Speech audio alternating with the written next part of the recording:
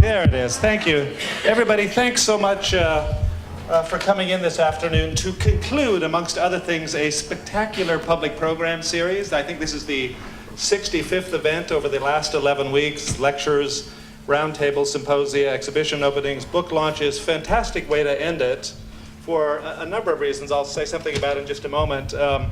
For today's event, Plan the Planet, which amongst other things will remind us that the first four letters of the word planet is plan, which I think is a stunning thing to do on its own in the titling of the event, and is the first of what will be two symposia on the topic of the internationalization and probably more importantly globalization of not just architectural culture and the profession and its thinking and knowledge, but the role of space in world culture today, and the possibility that planning can be thought as an idea at the scale of a planet and not simply a project. And as you all know, that the topic of this first symposium here in London is the career of a remarkable and hardly known AA graduate named Jaqueline Tyrwhitt,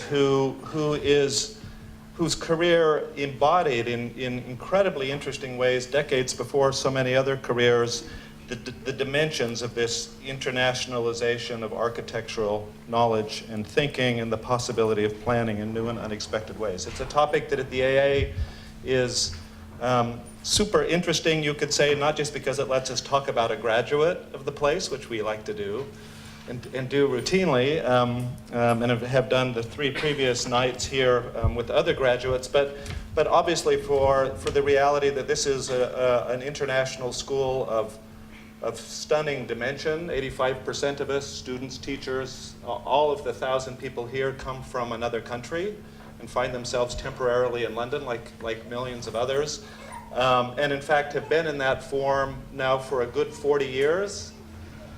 And don't accept it as a given, but understand it's a topic to be working on and thinking about in any number of ways. The other dimension is, of course, the peculiar and at times even almost colonial past of a school like this, because it happens to be centered in the heart of the capital of the United Kingdom and its role in history in this internationalization and globalization of not just British politics and culture, but of disciplines like architecture and planning, and Jaqueline's career amongst many, many others over the last decades is a great record of that.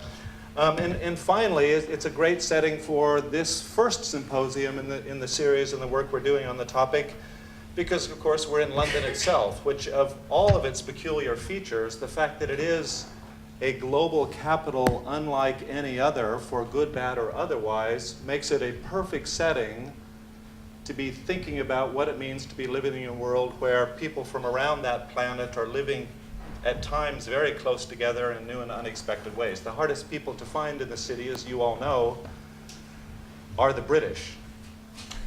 Much like our school, 12% of the students in the school are British.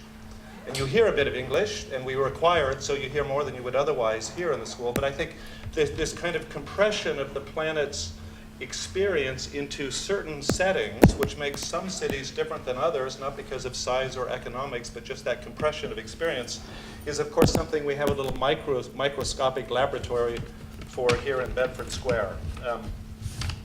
I was thinking as I was coming down the stairs that 30 years ago this year, this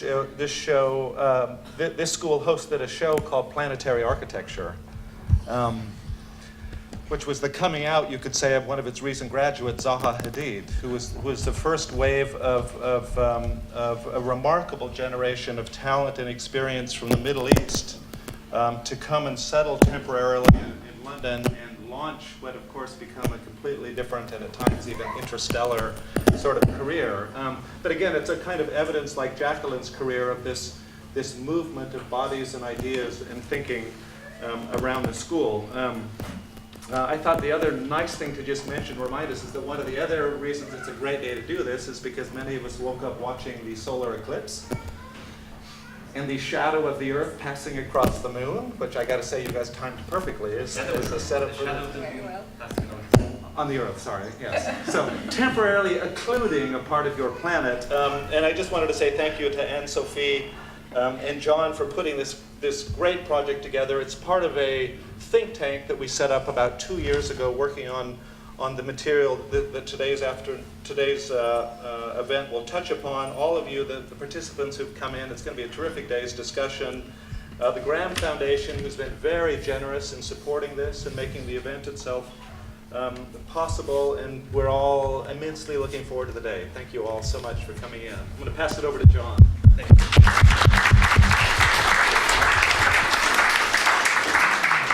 I just want to welcome everyone and ask if you could please put your phone in flight mode in order to somehow not interfere with the recording of the event, which is also a live feed on the AA website today.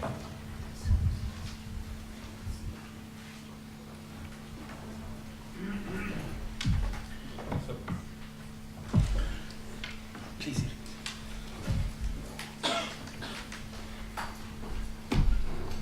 I'm John Palmesino, and together with Ann-Sofi, we run Diploma 4. I would like, first of all, to thank the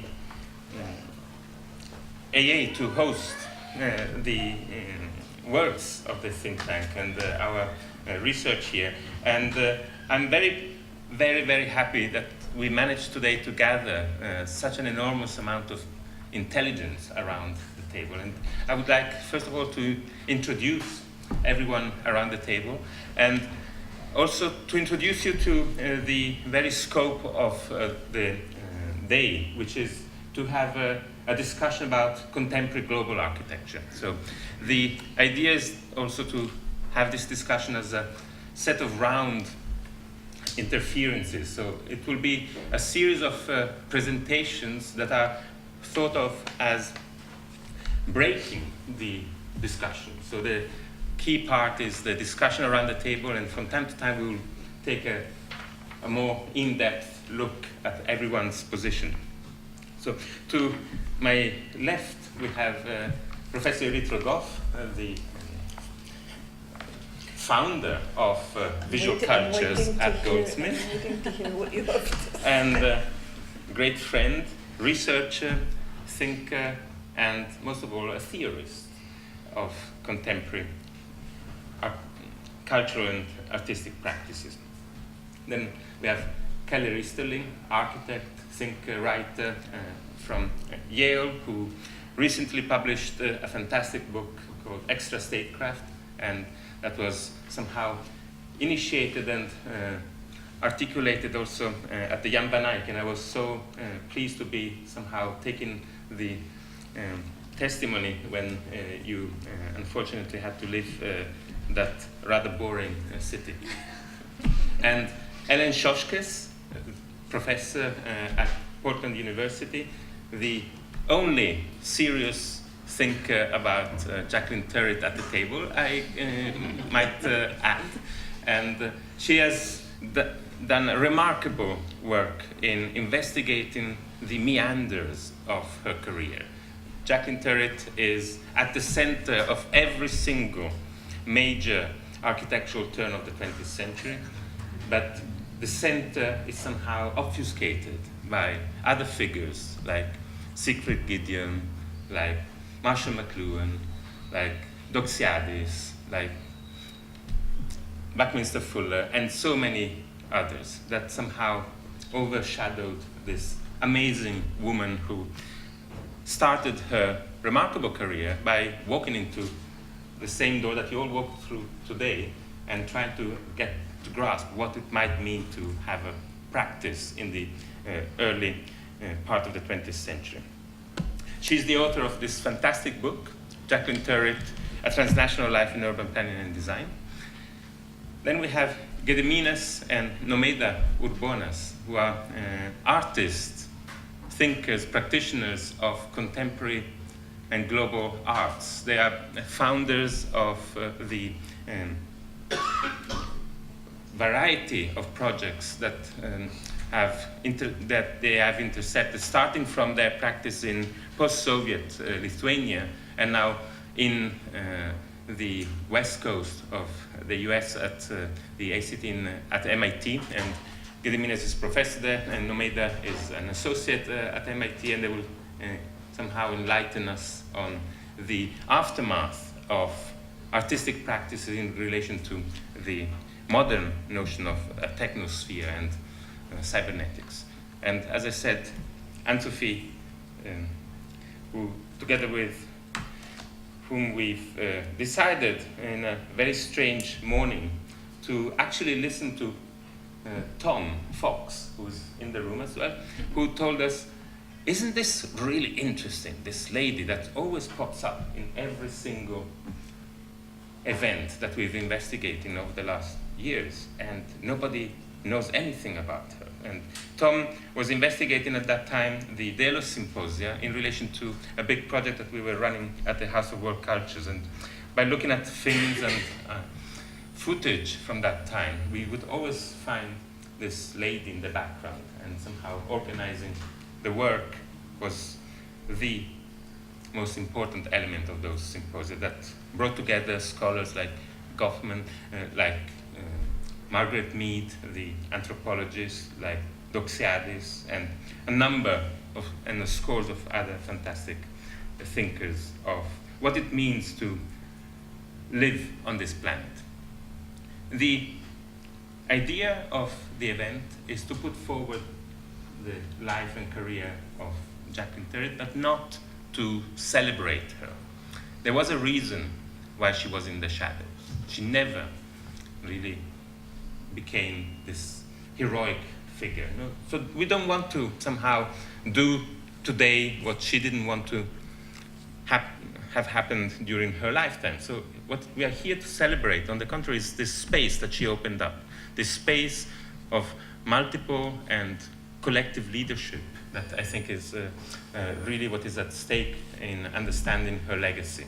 And the structure of the day is as follows. We will, in a little while, listen to the keynote of Ellen, and then we'll have an initial discussion, and then we'll move on to Keller Easterling's proposition, another discussion, and then we'll have maybe a little break in order to start again with a proposition by Irit Rogoff, followed by another discussion, followed by Nomeda and Gediminas' proposition, discussion again, hopefully everyone joining in constantly in this discussion. The floor is open from the beginning. And we'll end up somehow trying to summarize the day and hopefully reopening up the discussion in view of a second symposia that will be the mirror of this on the other side of the pond. In the United States, in the autumn, or fall, as they call it, in Chicago, we'll carry on the discussion around this fantastic woman. So I would like, first of all, to ask all of you to join me in welcoming our guest today again.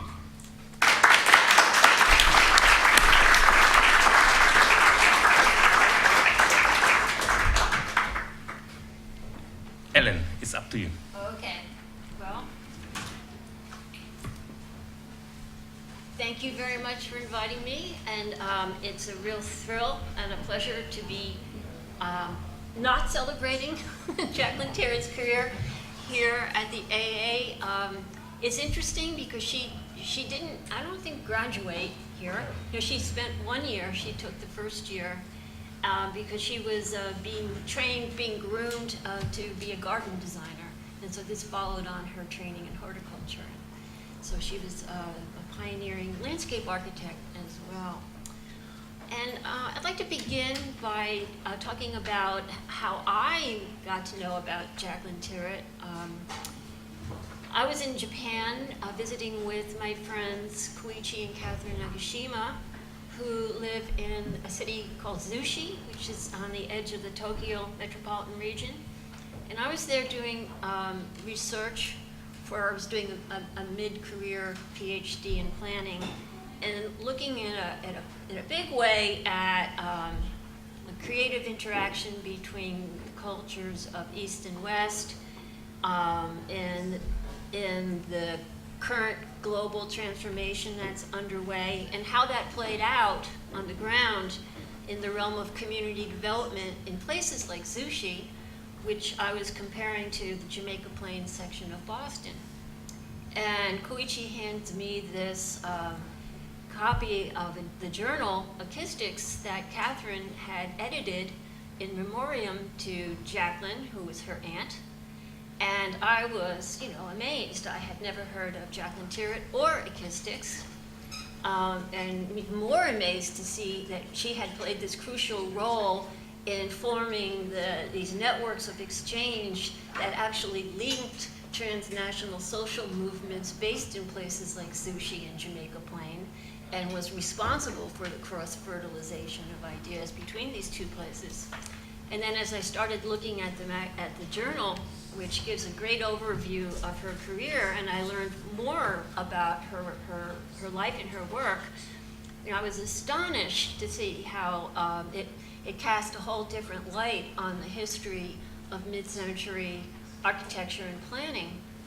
And a particular history, a line of planning thought that Sir Peter Hall has dubbed the participatory line of planning thought, and he traces its origins to Patrick Geddes, and it says how it runs through the work of John Turner, working in the squatter settlements in Peru in the 1960s, and forms part of the intellectual framework for Christopher Alexander, who inspired the community design movement in the 70s and the 80s.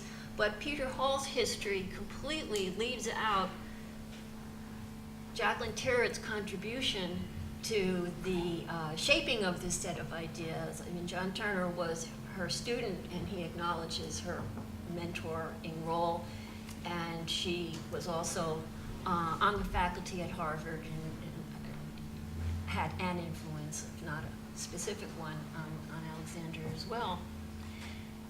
And so she had this role in shaping this line of thought, which is a dynamic synthesis, this is my interpretation of it, of Eastern and Western versions or images of the ideal decentralized community, which is based on cooperation and in harmony with nature, and grounded in the concrete problems of a particular place. And so I and other people refer to this as utopian realism.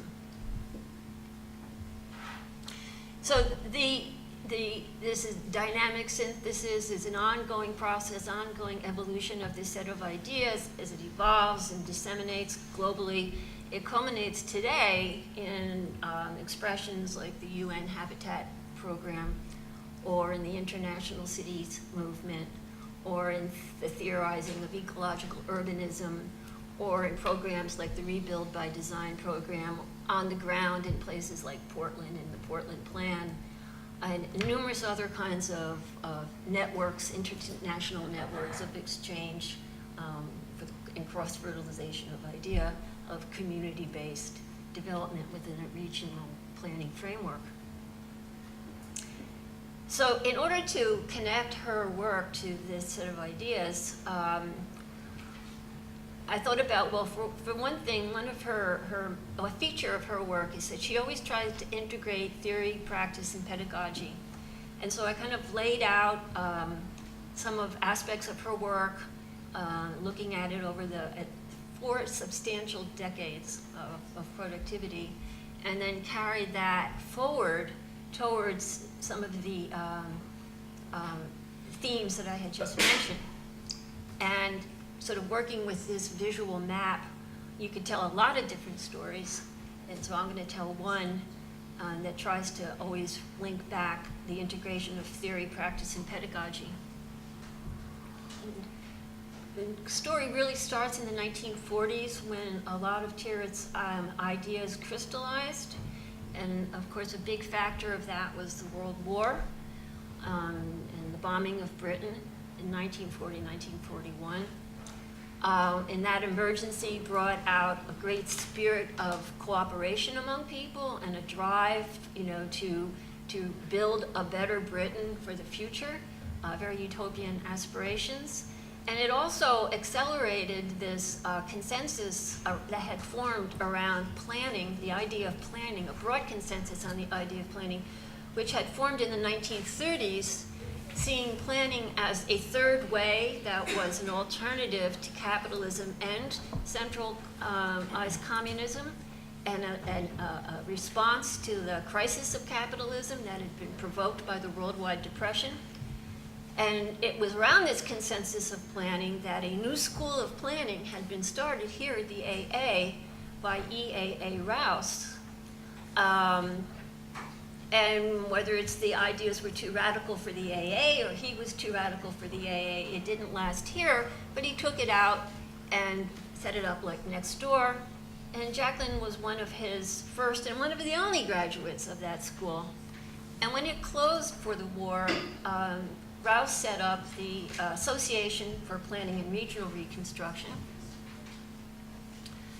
and asked Jaqueline if she would take it over and run it for him. And it was to carry on the work of the school, which was founded on the idea of a Gedesian version of modern planning, which in itself was new at that time. And the School of Planning was one of the few in Britain that took this approach, that planning was more than an outgrowth of architecture and civil engineering, that it included sociology and economy and a lot of the social sciences as well.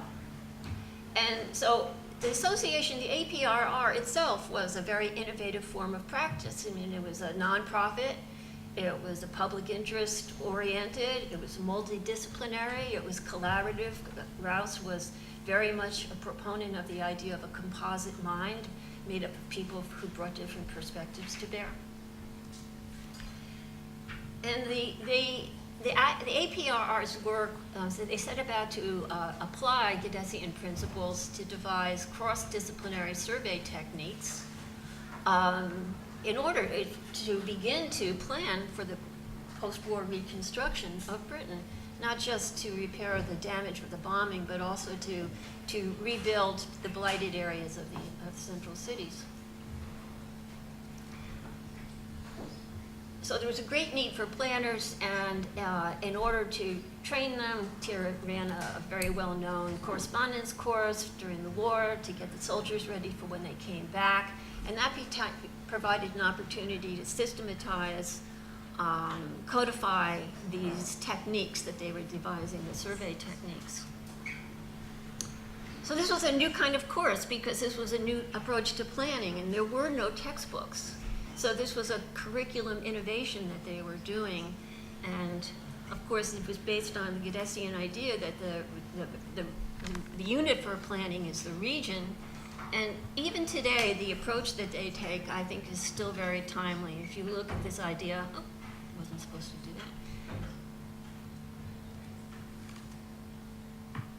Look at their idea of top-down and bottom-up, growth from within. And anyway, we can talk about that later. And this illustrates how they approach the region as the planning unit. They were not concerned with what the city was, what the city was defined as, what the boundary of the city was. It was the region, and then it was also the neighborhood center or the civic center that was important. And it was the experience of the war that had brought out the importance of having some kind of vital place where neighbors could get together. And that's where it bred civic responsibility and social consciousness.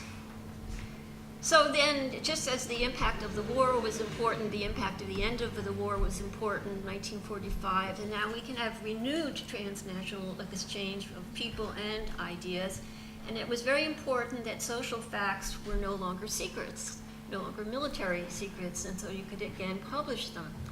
And so this led now APRR to focus on the visualization aspects of its work, and as well as the dissemination and the outreach component of their practice. And here's a brochure. They now had to become more entrepreneurial and compete with the new research groups that were being set up in the universities. And you can see they were playing to their strengths. But the important thing to know is that they considered themselves an information service, not a planning or design service. and their strengths being creative mapping, creative forms of mapping of social information, other kinds of visualization and compilation of research. And Tyrwhitt was particularly proud of their library, which was very extensive, perhaps the most extensive planning library of its kind at that time in London. And they needed the library not just for the research, but to support the follow-up completion course to the correspondence course to help get these planners certified in time to work on post-war reconstruction. So this school was now reconstituted, the new School of Planning, and here again it's important to point out that it approached planning in its broadest sense, in this Gediminas sense, of including the social sciences as well as design, and also that it integrated one of the first evening courses in Britain with in landscape design. So we have the origins of landscape urbanism right here. This is, I don't know why it's going on its own, but in support of the library, APRR also invented its own index, its own classification system. Because along with this expanded concept of planning, you had to find a way of cross-referencing and referring to all these different categories of knowledge from the perspective of the planner, and they felt that they needed to have one that understood what the perspective of the planner was. And I wanted to call out the importance that they ascribed to documentation and to library science in their overall practice. And of course, this was a time when the proliferation of scientific information, including information for planning as a science, was taxing the existing indexing systems, and there was a great need for new methods and new machines for indexing. And this is part of that whole, beginning of the information era.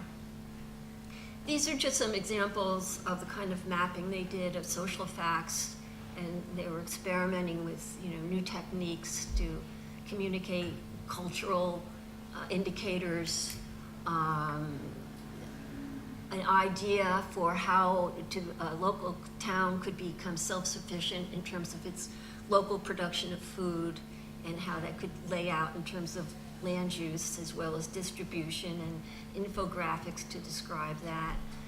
Ways of integrating agriculture and industry, and diagrams, illustrating very contemporary approaches to recycling and management of waste in an organic way, as well as thinking about the worldwide exchange of goods and services needed for planning. So we do have planetary planning going on here.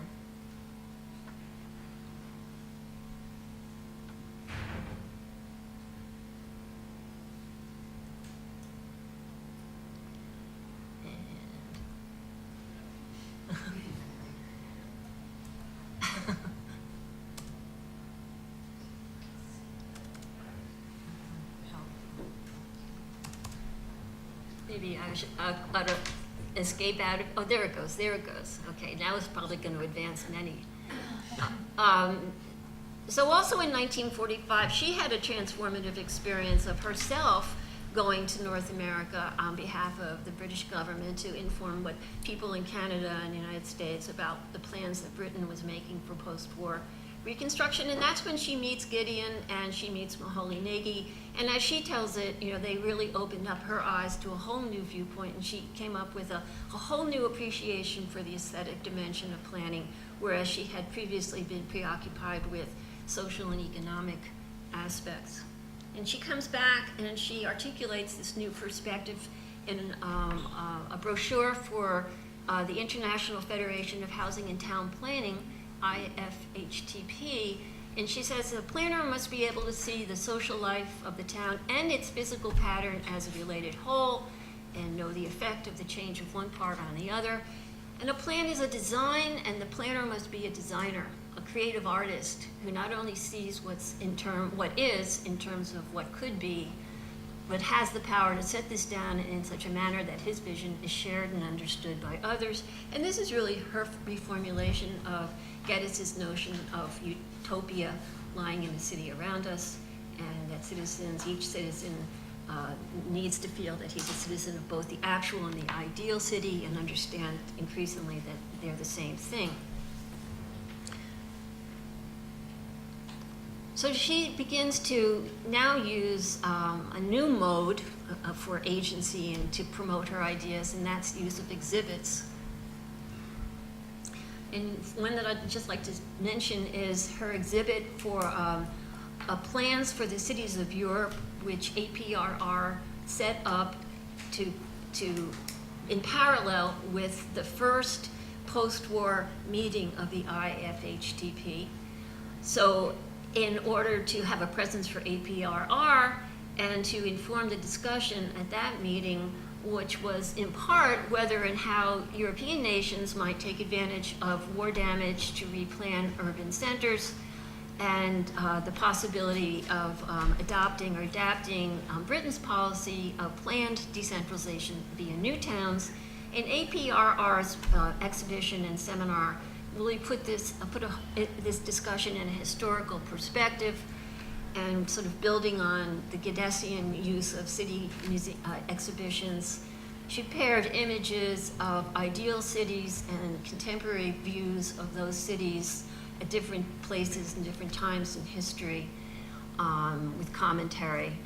And the brochure for that particular event is telling. It also updates Geddes' mode of using the bird's eye view to now you get the planetary view seen from an airplane, and they're looking at the region of Europe as a whole.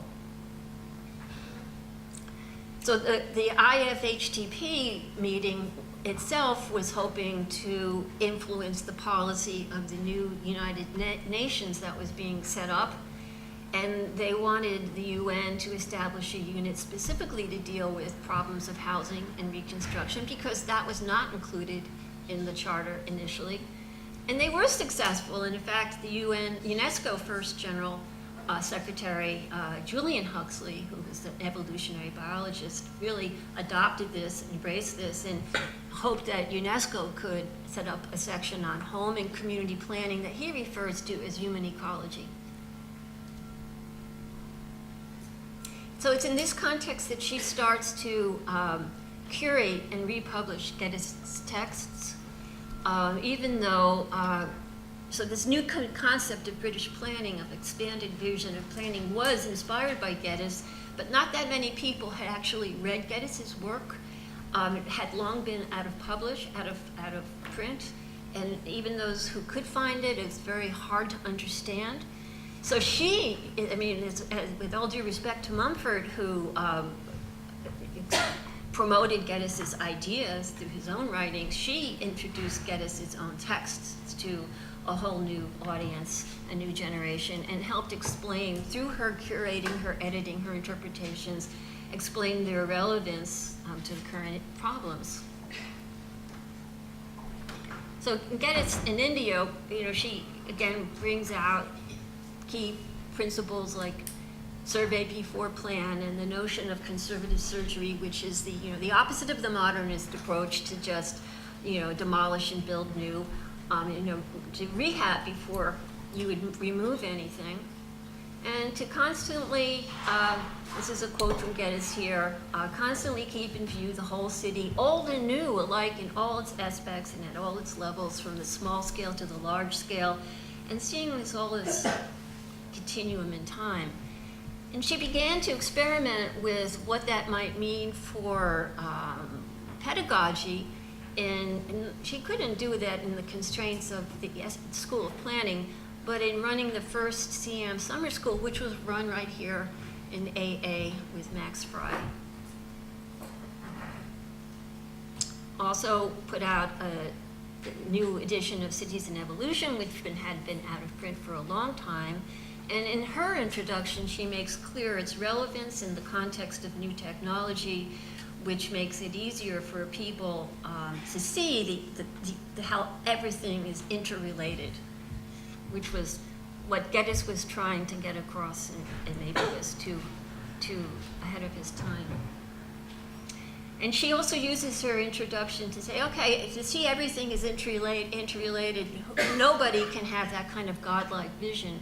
And so that's why you need to have, with a composite mind, you need to have people who understand the different parts, but they have to share a common vocabulary and be trained in order to collaborate and work on that. And she also points out that Geddes was less interested in training planners or training experts than he was in training citizens and in civic education, and his notion on the need for civic exhibitions and an outlook tower to do this, and the importance of citizen participation in town planning. And she brings this out in her introduction, and in her appendix she includes not only the notation of life diagram and some information about the valley section, but she includes John Turner's early interpretation of the notation of life diagram as a general systems model.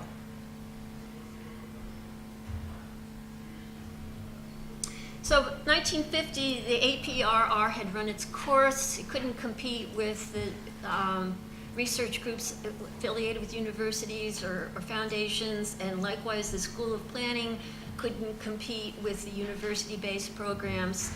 And as they were all coming to an end, she pulled together the lessons, the various courses, and pulled together this town and country planning textbook, which was the first of its kind. And I was hoping that Michael Hebert would be here, but I don't see him. He has said that her contributions to this textbook best captured the bracing sense of what could be achieved by a scientific regional planning which tackled land use and social and economic problems holistically as elements of a single community plan.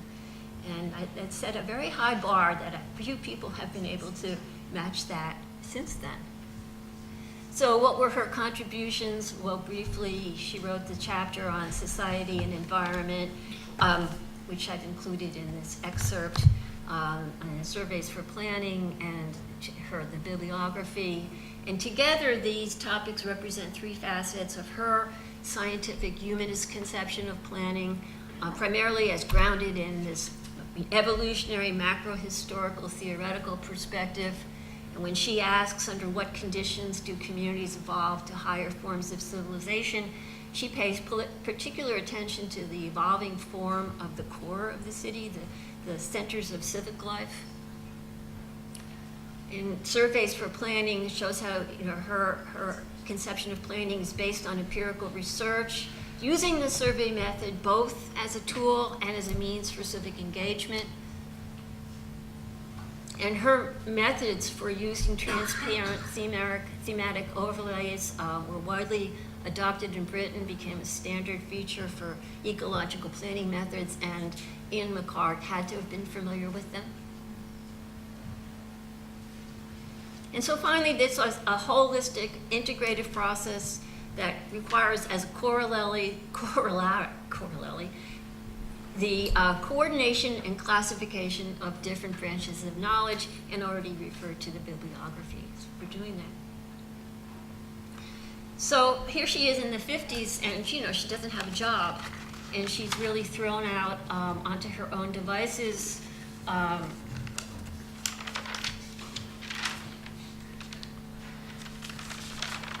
And an important part of that is her collaboration with Giedion and her work with CIAM, which becomes an important vehicle for her agency in acting as a transnational agent, and her work editing and interpreting Geddes' work. And now she takes on interpreting her own interpretation of the Geddes'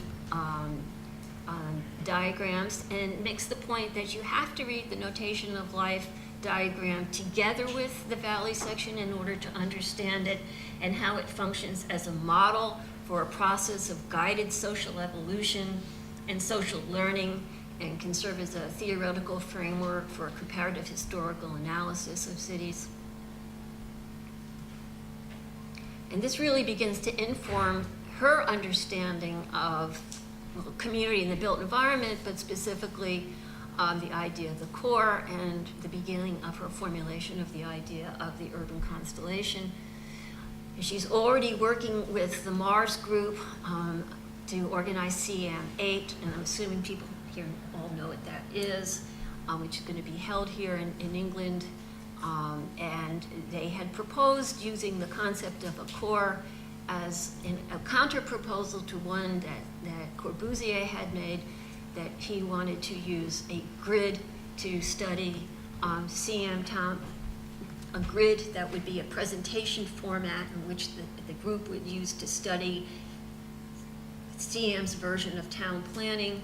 And this was, Tyrwhitt timed her work, her interpretation of Geddes' work, to inform her critique of the Corbusier grid, the CIAM grid, and which she felt was inadequate because it overly emphasized architectural factors and wasn't suitable for town planning, and that town planning already, as a whole in Britain, was the idea of a static master plan had already been discredited, and it was widely accepted a Gedesian process of planning, a more flexible plan that involved a continual revisiting, reinterpretation of survey data.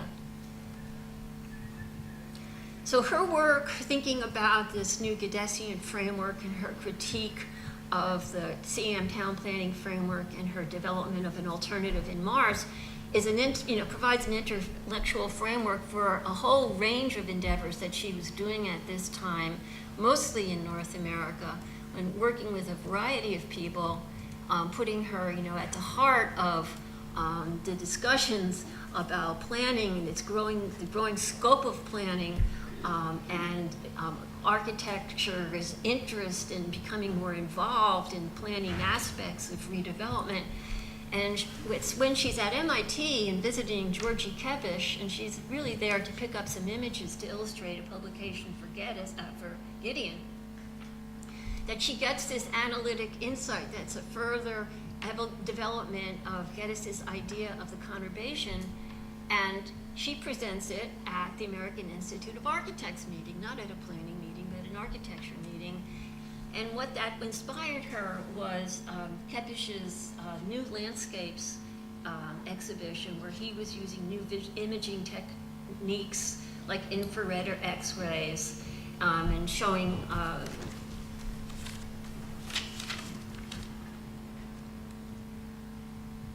just the sort of aesthetic appreciation of the new forms that thus became visible. And this specifically inspired her to have an idea about the dynamic urban relationships between cities, villages, and towns, which are all organized around a vital city center.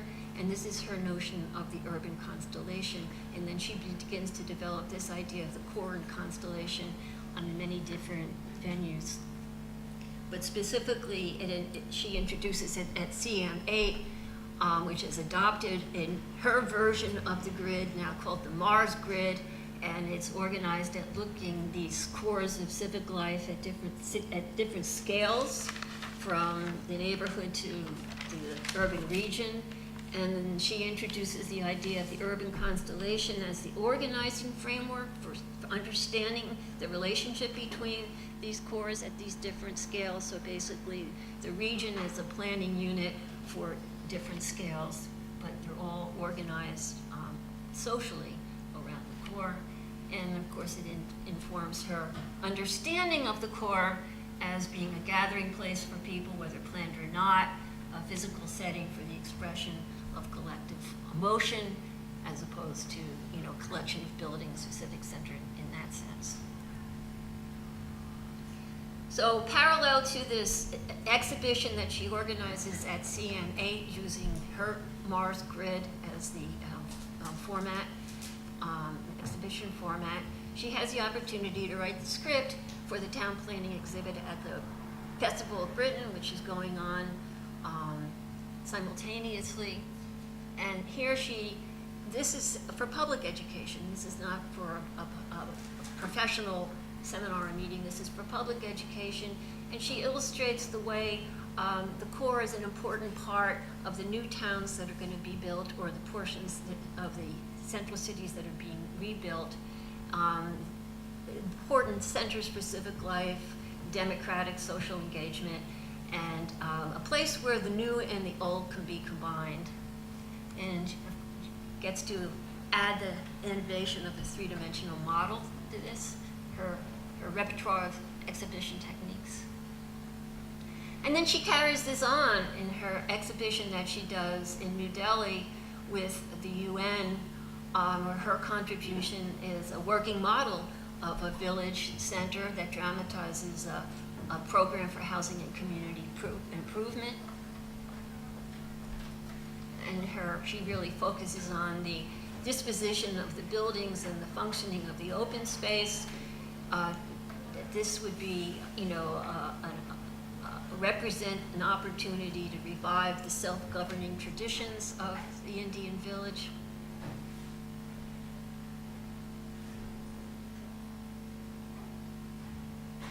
One of the important parts of the seminar that accompanied this exhibit, well, not only was it a rare opportunity for an international gathering of experts to study innovative projects in the developing world that integrated regional planning, urban design, community development, and resource management, and they were in the field. And it was, it highlighted the fact that less developed countries at this time were evolving their own new and more rational methods in terms of their own situations, their own more rational solutions to problems than necessarily could be exported from the West. And this became a basis for recommendations that the UN group made that were ultimately adopted by the UN in its long-range program in community development that combined self-help and local initiatives with more different levels of government efforts, and combining community development that in a comprehensive way for physical planning, social and economic planning within a regional planning framework. So this actually became adopted as UN policy. At the same time, it's interesting to note that all this time when she's in India, she's still collaborating with Giedion and helping him publish his articles, whatever. And a couple of that I wanted to call attention to here, because they're really forming a shared body of knowledge. And if you really wanted to follow her contributions to a certain line of thought or what her work is, you have to parse his writings too very carefully.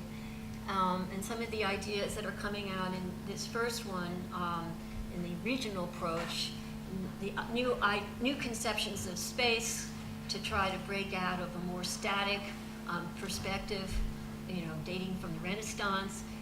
He's celebrating a new hybrid concept of space that is a cross between Eastern and Western. And he, like many people at this time, is celebrating that an approaching, emerging hybrid civilization that's more holistic and an antidote to the problems of modern society.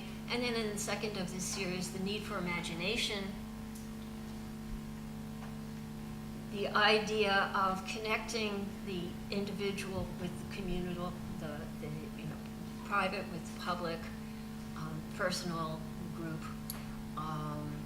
and become more engaged and engage citizens more than them being passive spectators in mass society, and the idea of the importance of imagining new spatial arrangements. And in their correspondence, you can see the two-way flow of he wanting to, Giedion asking her, to insert lines from Geddes that he felt conveyed his ideas to. So a cross flow there, cross-fertilization. And it was Giedion that introduced Irit to Marshall McLuhan when she was going to Toronto to set up a new town planning program there. And I think a lot of architects might not appreciate the fact that town planning was new in a lot of places, and it was very new in Canada. When she went there in 1951, there were only 3 other programs, and she was setting up the 4th in an experimental way at the University of Toronto. And she becomes close friends with McLuhan, and specifically he wants to invite her into his proposal for this communications seminar to be funding for the Ford Foundation because of her experience in interdisciplinary studies and her work in Toronto, specifically to try to get different departments of economics, political science, sociology, social work, them all to work together with architecture to develop this new graduate program in town planning. It turns out that the work in the seminar is really her lifeline because while she's in India, they cut the funding for the town planning program. It was so new, they just really couldn't get their arms around it, or the idea of the interdisciplinarity. And she throws herself into the seminar and uses the publications of the seminar, the Explorations journal, as a vehicle for her to try out her own ideas about ideal cities and the city ideal. And she's working, introducing her notions of the core into the discourse of the seminar and her interpretations of Giedion's work. And the 4th issue of Explorations is devoted to aspects of space.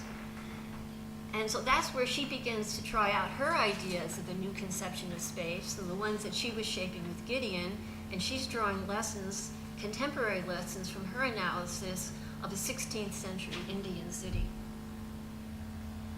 And this is her article, The Moving Eye. Again, it's to have a more sequential, a more serial perception of the city. And it's interesting here, as you can see, she's beginning to weave Doxiadis' ideas because she had met Doxiadis in India. But what she calls for is, so here she wants to theorize the importance for contemporary urban planning. It's how to find the key to an intellectual system that will help us organize buildings, color, and movement in space without relying entirely on either introspective intuition or upon obsolete and static single viewpoint based on the limited optical science of the Renaissance. And I suggest that that's what a lot of young architects are still trying to do today. So at this point, she's brought in by CERT to help him introduce the new curriculum and a series of conferences by which he hopes to convince Harvard University to accept urban design as an academic field and a new degree program. And so part of the context here is, the new field of urban design is filling a vocational vacuum that's created for this growing demand for planners due to the availability of government funding for urban renewal and international development as well. And there simply aren't enough planners to fill all the jobs. So when you read about the crisis of planning in the 1950s, it wasn't a crisis of planning about master planning or modernist ideas. It was that there weren't enough planners, and they just couldn't start enough planning programs fast enough to get enough trained. So there's this growing demand for planners, and at the same time, the field of planning is expanding to include more social science content, and the scale is becoming more planetary, international development. And physical design is where planning emerged from. And the new planners are moving away from that. They're more interested in the new ideas. And so when CIAM had introduced its grid, the CIAM grid, it was the architects trying to stake out their claim for the physical design, the physical part of planning that planners seem to be losing interest in. And so that's what CERT was defining as urban design, was the sort of design section of the physical planning process. Well, Tyrwhitt didn't necessarily agree with that definition, but it was her job to help CERT, and she did. And you see her there on the background on the dais. CERT's out there in front. But at the same time, she launches this journal for Doxiadis, the journal Ekistics, which was initially just for his staff and for UN personnel stationed all around the developing world. And you can see that she begins to use this as a forum for her critique of academic urban design as a simple extension of architectural studies. And she begins to work as a liaison between Doxiadis and the UN, and pretty soon she's working with other Harvard faculty, and they're launching, helping in a partnership with the UN and Indonesia to start the first planning school in Southeast Asia, in Bandung, Indonesia. And this was an idea that had grown out of that seminar with Doxiadis and the UN. And many of these faculty members that she's working with, like Martin Meyerson, Richard Meyer, and others, they are also very involved in this new Ekistics movement that's growing up around Doxiadis and based in Greece. So in the 60s, you see she's beginning to move more towards centering her activities in Greece and integrating her ideas of a Gedesian planning and urban design into this new science of human settlements, of this whole systemic perspective on global urbanization that Doxiadis is calling Ekistics. And her work between Harvard and the work in Athens with Doxiadis is increasingly interrelated, and she makes that connection very clear in what she publishes in Ekistics. And notably her work on the City of the Future program with Doxiadis, where they are putting their own ideas for thinking about, well, what is the ideal form of a large city that can grow and change, and looking at it, well, historically, what have other people thought about? How have other people conceptualized this problem and studied it? And you can see the parallel with that in the work that they're doing here in the 6th Urban Design Conference, which was the last one that Irit really played the key role in, looking at, the urban form at a very large scale. So regional design, not just regional planning for urban form, but regional design. And this was a whole new way of working at the time. So she actually comes here on her way to the first Delos Symposium, and she presents her work on this topic. And right here at the AA, this is from the AA publication, showing her with Buckminster Fuller standing in Delos. And she presents her own version of these ideas of shapes of cities that can grow, because she's theorizing, and she points to contemporary projects, proposals for here in the UK, and I think it's significant. She's highlighting this particular proposal that's illustrated that incorporates major development areas. It's integrating them with a transportation proposal. And she says this is the scale that we have to plan for the next 2 generations of population growth, and the patterns that she had been describing, some of the examples in the past, give some hints as to the way local plans can then be related to these larger frameworks. And she said, okay, there's no blueprint. This is life of man in equipoise is Giedion's term for how can you not have a static equilibrium, but a dynamic equilibrium. You're always trying to maintain balance with something that's constantly changing. But she says these projects, they show some hints of how you can have an open-minded model and indicate some directions to our pressing problems that she identifies of relating continuity and change. You have to find a way of melding both. And then she puts out her own idea for this metropolitan network for ecumenopolis, which is Doxiadis' term for a mega city, but an ideal mega city. And she is drawing on hexagonal ideas that she was inspired from back in the late 1940s with Buckminster Fuller, and applies them in a way that provoked a lot of discussion here, particularly Ruth Glass was particularly offended by these ideas. But the point is that she was trying. She was trying to theorize and get her ideas out there. And part of her actual contribution to the first Delos Symposia was she felt a strong rapport with the Japanese metabolists that were forming at this time.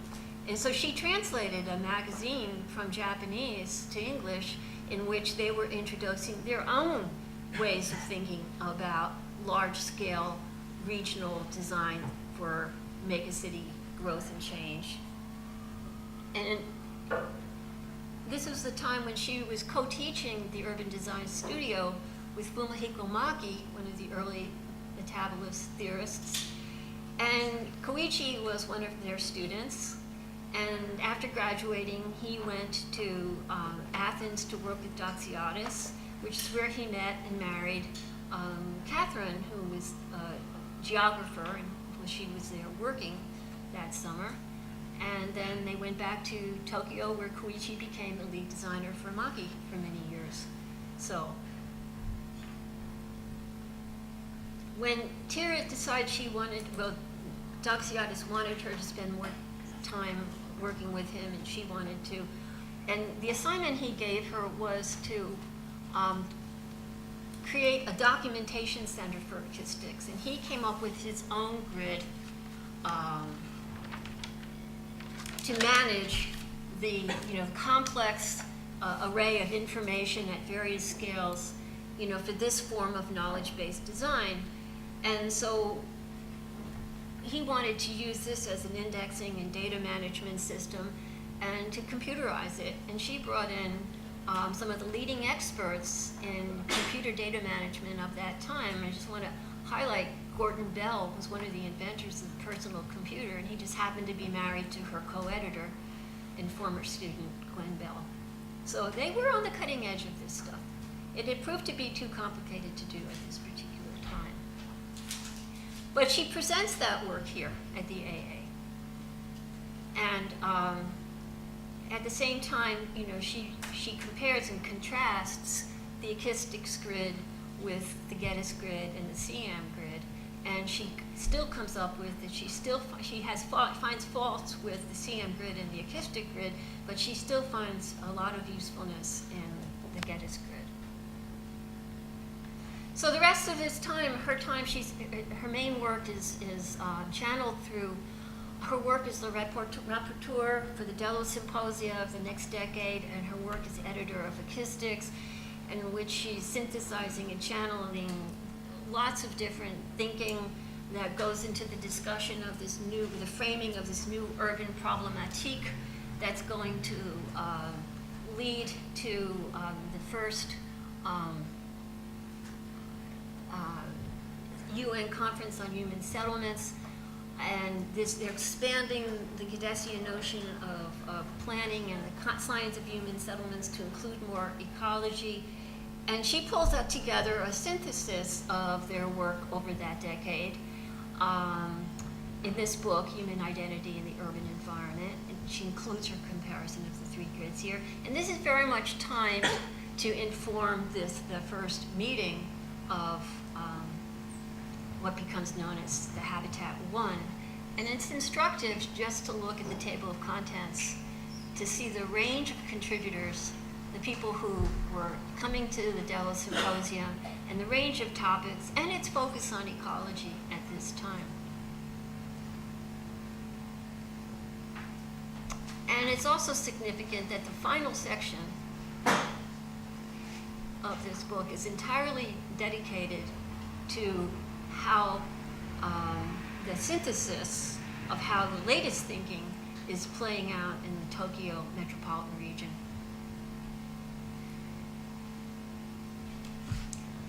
Well, one of the participants in those Delos Symposia was Lawrence Halprin, and it's at this time that he starts making recommendations for planning in the Willamette Valley region of Oregon, and we see that these ideas carried out on the ground in Oregon over the next decade.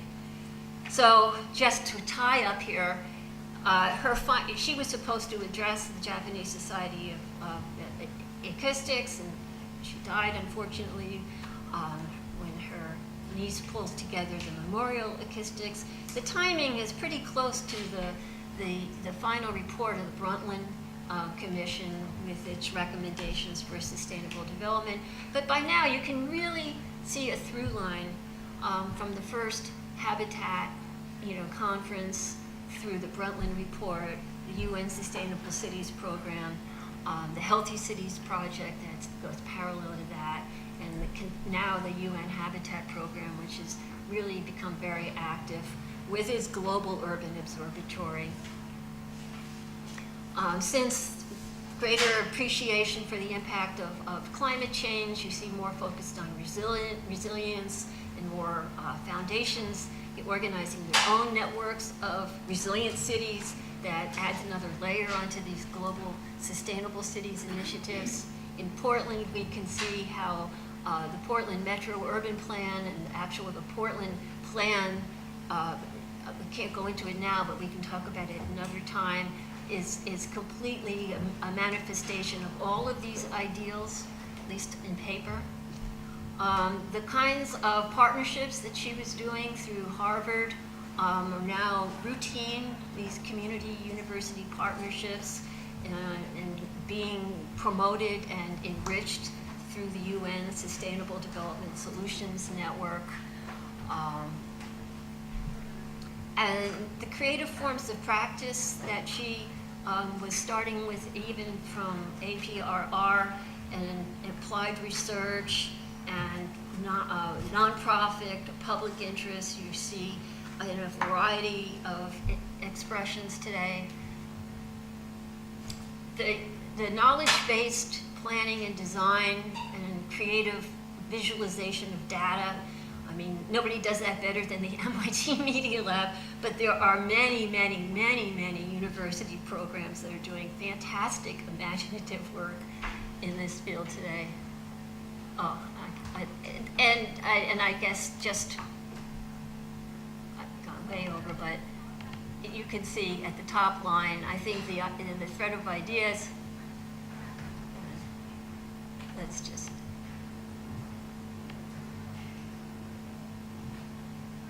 in the realm of theory, between the, from Ekistics, to smart growth, to ecological design in the 90s, and then you see the emergence of landscape urbanism and then ecological urbanism. It's a continuum. So any notion that these are new ideas is just not true.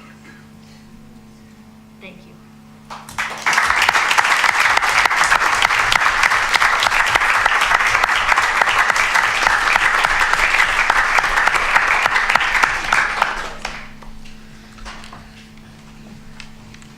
Thank you, Ellen. This is fantastic.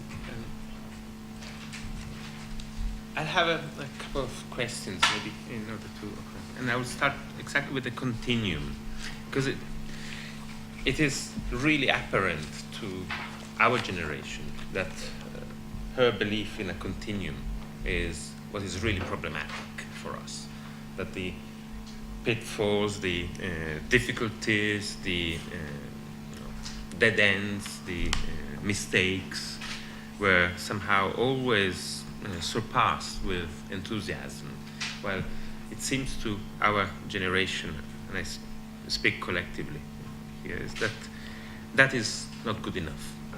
The contrast, sometimes the oppositions, the fearful, sometimes negations of possibilities is what was really at stake in operating on the ground, and the enormous injustice and differences that are created on the ground in the wake of this fantastic enthusiasm for development is somehow what is becoming more and more the center of attention of young practitioners, and trying to deal with scarcity of resources, pollution, and so on.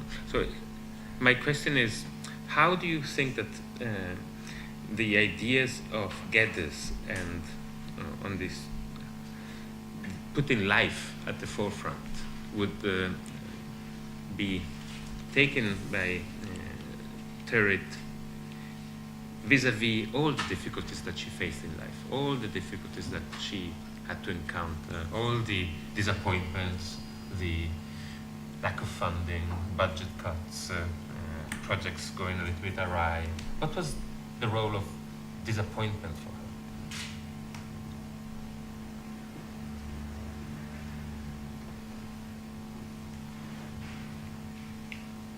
Well, she wasn't very happy.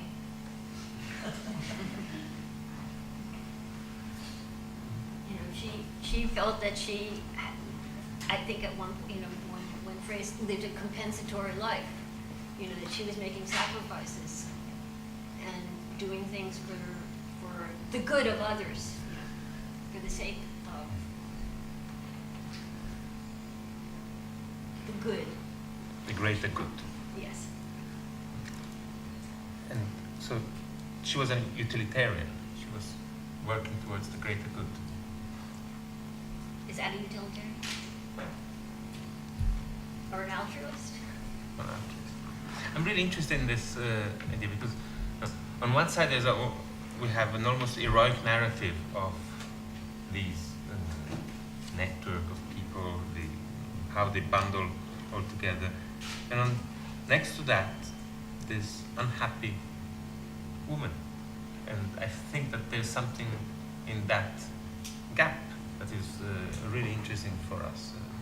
I would like to maybe try to understand how those two conditions were inhabited by Jacqueline. And how I guess, she if got you're her home. very happy and contented in your life, you might be tempted just to stay home and take care of your family and enjoy the simple pleasures of life. And she never allowed herself that, or she didn't make it easy for that to happen to her. And she felt very driven to stay in motion. And how do you think that became the major impetus on a political and intellectual level? How do you think that, what was she fighting apart from this general attempt to reach a world betterment, an improvement of the world? Well, she was finding a place for herself in the world, right? So she didn't conform or fit into any easy categories, especially not in post-war Britain, and which was still very chauvinist and very class-bound. She wasn't, she didn't have a college education, so she couldn't make a career in academia easily. She's always coming in the back door. So she didn't fit, and she carved out this interstitial space for herself in which she fit. And she changed everything.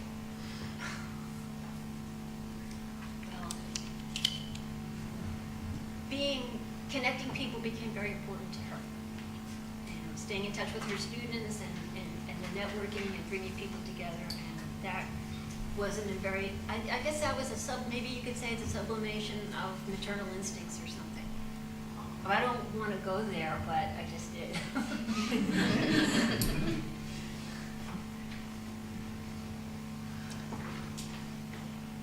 Do you have questions?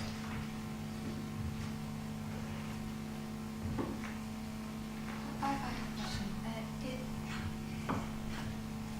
Because I was in one of my other remarks trying to figure out what do you think that she would be doing now? Where would she fit into the picture now?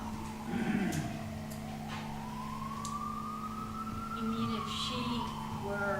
I know it's tricky because She would be very intimidated by how educated and effective women have become, I think, because she didn't know that. She was on the cusp of that. I mean, she was certainly surrounded by people like, Barbara Ward and Margaret Mead. They were really exceptional. So if she were in our world, I think that's one thing that she wouldn't necessarily, because it made her different to be who she was. But with regard to planning the planet, planning. or I don't know if you even buy the idea of planning the planet, but the idea, where would she place herself in terms of urbanism, an urbanist in the world today? Well, that's a good question because she did not like to engage in politics or let's say, like, that's why she was interested in working with Doxiadis on a non-governmental level through his World Society of Ekistics.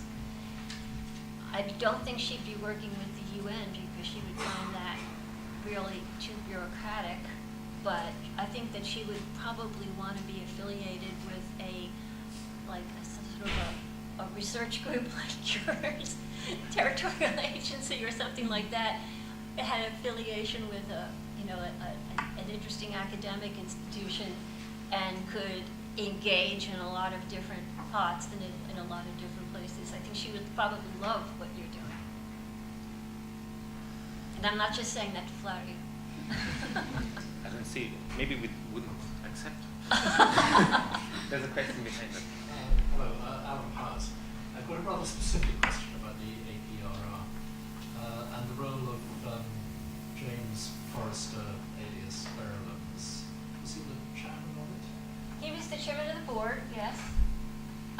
He was a fairly hands-on chairman, but he was running his father's company at the same time. So this wasn't his day job. And so he would basically come and meet them at the end of the day. They'd all go to some cafe and meet over cups of tea late into the night. Yes. But he bankrolled it. Yeah, but I think he was very engaged in St. Lucy's. Oh, he was very engaged. He was very hands-on. And then doing the Rimmer factory project. But that wasn't an APRR. No, it wasn't, but it came out of The same group of people, and he used the architects, and it was all, yes, part of the state. Thank you. Oh, with that question? Well, I've got a lot more than I can say. Okay. I would love to know more about it. I'll tell you later. Okay. She was definitely in love with him. She's okay. But she was picking it up sort of on this. She figured that out, but she didn't stop her from it. Lots of women fall in love with gay men.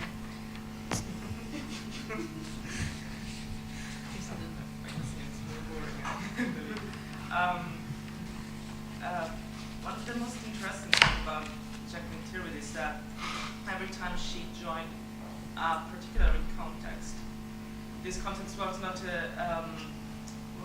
static, was not in a neutral state, let's say, but it was always in a rising, in a founding situation or in a declining situation. She started to work with CIAM when actually CIAM was at the beginning of its.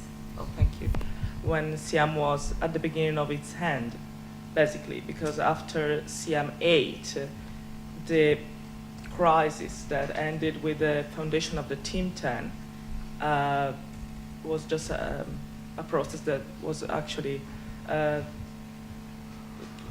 about to begin. And the same with Ekistics, it was exactly the opposite. It was in the Delos Symposion started with her, and so the urban design faculty at Harvard, and so all the episodes that you described during your presentation. So I think to carry on with your question, that I found very interesting what she would like to do, what she will do today would be to, I think, to do a little bit the same as she did in her life. So understood the process of change in art, and as you said, find her place in it and find her way to make a contribution in this process of change. That's it. It wasn't a question. But you're right, she was an institution builder. She'd like to start programs and build new things. Yeah.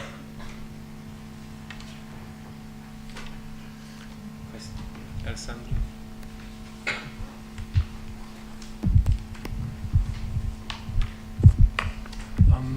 You mentioned that she was teaching the CIAM summer school with Maxwell Fry. Yeah. So I was wondering if she had ever any connection with the tropical architecture department, which also in a way I see it as contributing to this idea of the creation of something that you call global architecture. And I saw a lot of similarities, in your presentation with this department that was also part of the AA. So I was wondering if there was any No professional connection. She knew all of those people, Max Fry and Otto Königsberger, and she knew all those people, and a lot of them would come to the Delos Symposia too,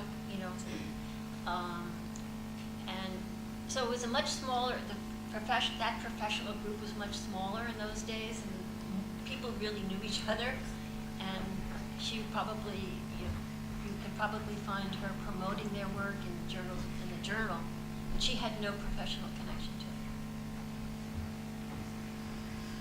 it. I wonder if you could tell us a little bit more about the Delos Symposia and her role during them, because having gone through some of the documentation, it's really astonishing how little she appears, but she edited everything. So she had a particularly interesting role in the Delos Symposium. Maybe you could also expand on the Delos Symposium, because not many people know about it. Okay. Well, Doxiadis had long wanted to host what he called an international forum on urbanism, and he wanted it to be in Athens, and he pitched the idea to the Ford Foundation, a few times, and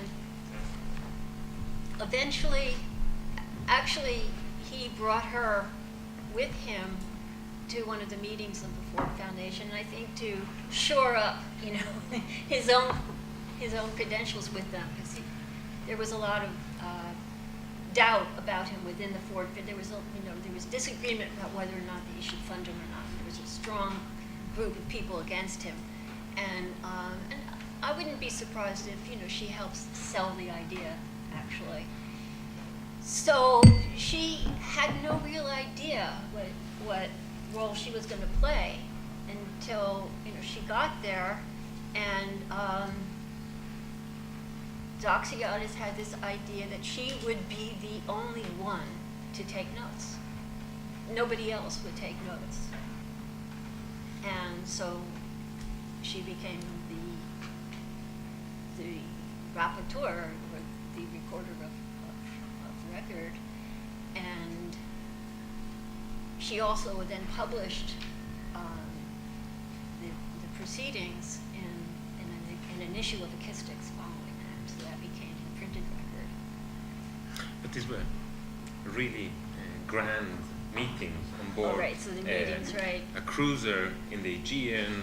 So the idea was to bring together a group of renowned experts from a variety of disciplines, very few architects actually, but scientists, sociologists, corporate titans, foundation people, many, many different types of people.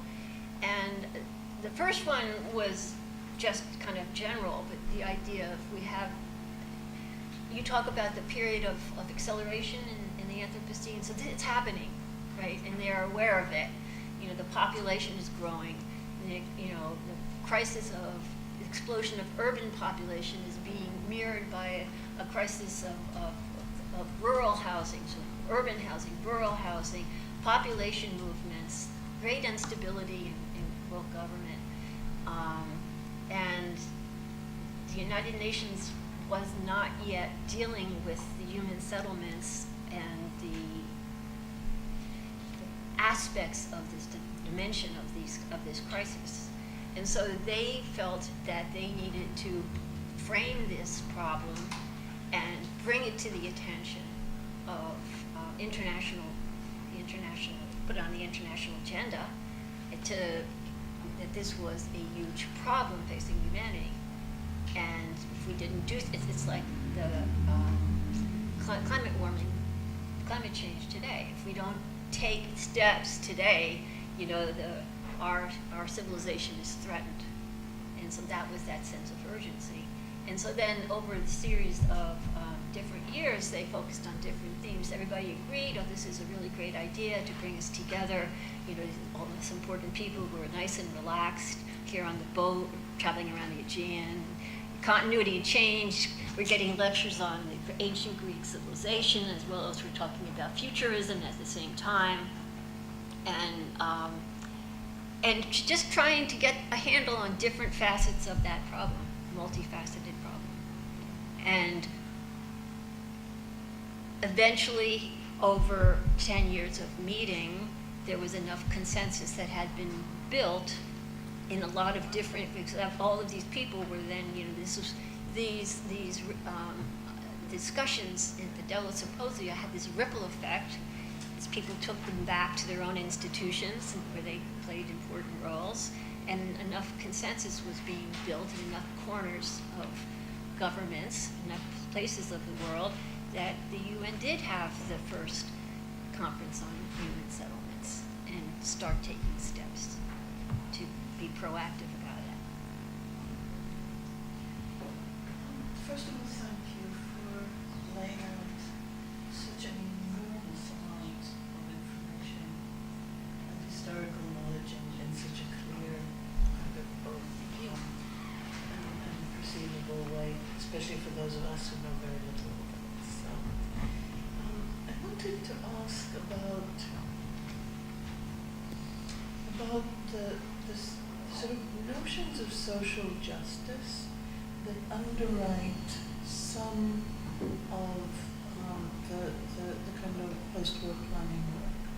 Because obviously, I think as you said, it foregrounds particular pragmatic needs of cities in crisis and great population moves, etc., in a post-war period. But there's also some kind of rather elusive notion of a just world that doesn't come through, quite as clearly as the planning that is based on it. And I was I don't think this is reducible to a named politics, that she was a this or she was a that, but there is clearly something underneath the surface that I'm finding quite difficult and elusive to grasp. And so I was wondering if that's something that you could elaborate on. You mean how important the idea of social justice was to her as a theme in her work? And where it comes from, because this in the 30s, the 40s, the 50s, models of social justice and capital's promise to provide plenty as a mode of social justice are so central. And I find her standing in this just very difficult to understand. Well, that's a good point, and I don't think that she foregrounded that issue. And at least the things that she wrote, or even if you look at her edited collection, like at the end, Human Identity, the Built Environment, there's a little bit about, in the section on Tokyo, about, the situation of rag pickers. Because people already were, people looking at solutions coming from third world cities. I mean, they already were doing that. So there was that idea of not judging, not, and finding, being able to see what,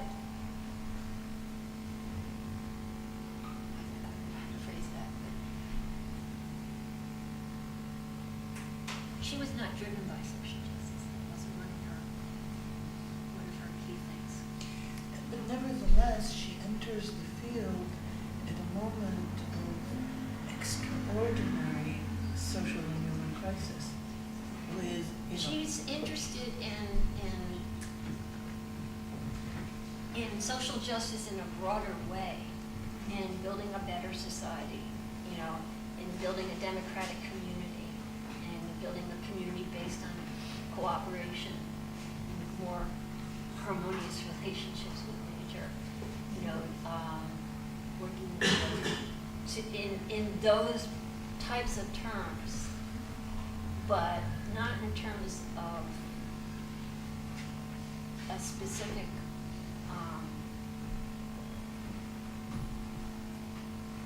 notion, let's say, of just city.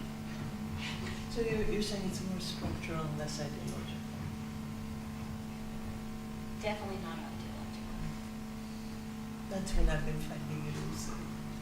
She was definitely not ideological.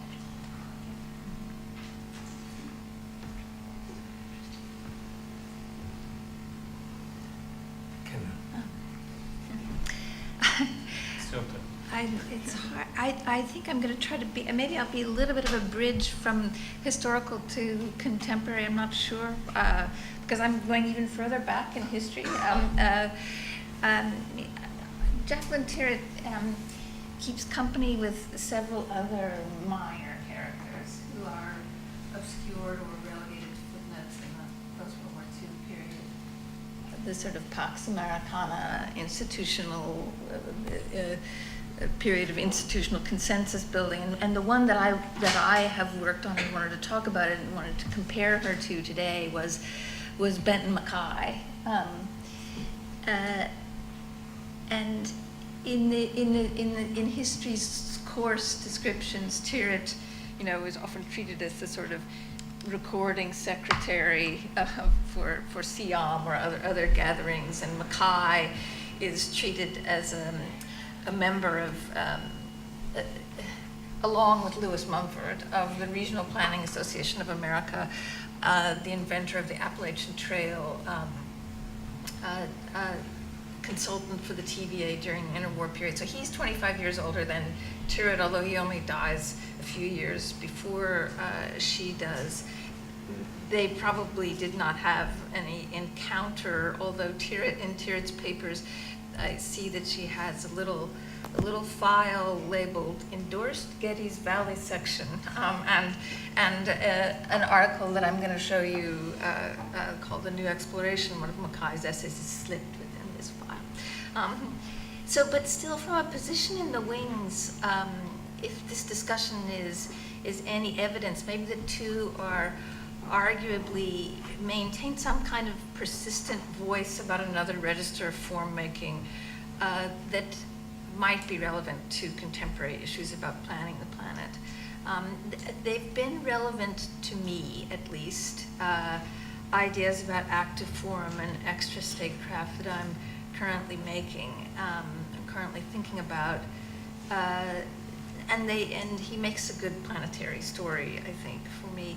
I'm using the word minor as a kind of willful adaptation of Deleuze and Guattari's minor literature, to describe Kafka, but not the political occupation of a language, but the minor character that sort of thinks and operates in a slightly different register from that of the dominant discourse.